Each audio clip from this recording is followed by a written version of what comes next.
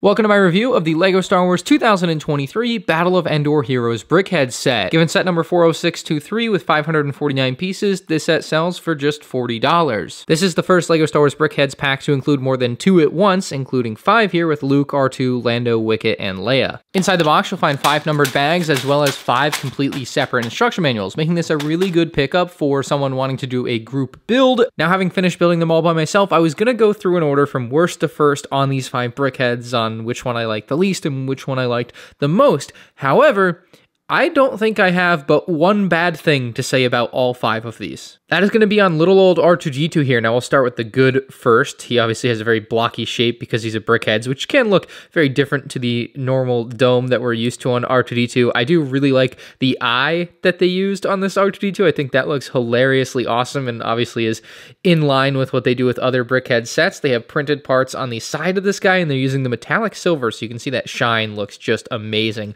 on the dome of him. On the side, you have these grill pieces. They're movable to some degree, but they're really supposed to stay vertical. The real bad part about this R2-D2, if I'm going to say anything bad about any of these Brickheads, it's this singular thing. They use a clear piece to hold him up. Why do you have to use a clear piece to hold him up? Why isn't he built strong enough to just stand on his own? Now, to LEGO's credit, they didn't false advertise this. If you look on the box, it's actually there too.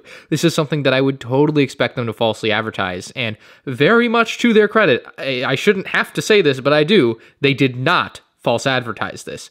It's shown as is, which is nice for a change. But the reason this holds him up is because he's otherwise on some plates here, so he would just slide around and wouldn't actually be able to stay on the platform without that. So yeah, it's a necessary evil based on the way that he is designed, but I still don't like it. It's still the one drawback to any of these Brickheads. Lando looks very good here. They've got his mustache printed on this 1x4 plate, the same Brickhead's eyes, another printed brick for the torso with extra detail. I love the way his hair flips up at the front.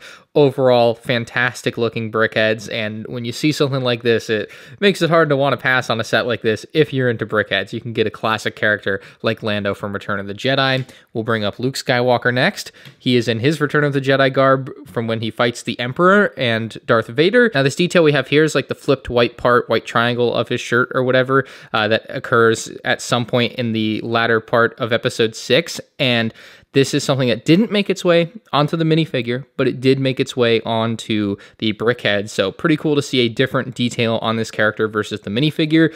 Again, they're still using minifigure-sized accessories for the Brickheads, which is just the way it is at this point. But yeah, the minifigure lightsaber being used there, and just completely really nothing else notable on this Brickhead's Luke, but he's also very good. Then we have Wicket, who is incredibly cute here. Again, those Brickhead's eyes just really shine on something like this. Got the torso print, very nice, and then overall looks awesome with the spear.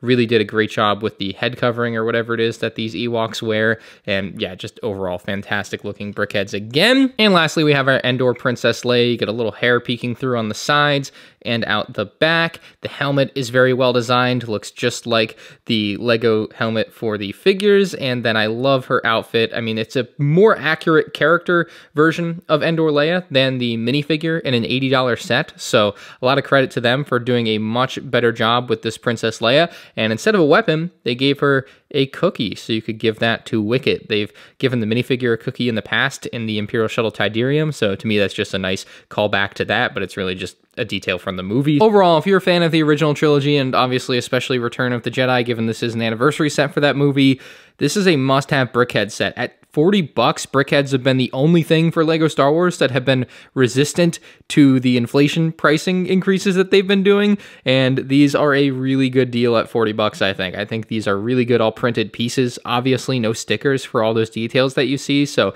I think this is a worthwhile thing. If you're into Brickheads, I get it. It's a style that not everyone likes, but again, if this is something you like, man, go out and pick this up. Absolutely. 9.8 out of 10. I mean, this is almost perfect for a Brickhead set. Let me know what you think in the comments below, and you can check out more 2023 LEGO Star Wars set reviews on the end screen now.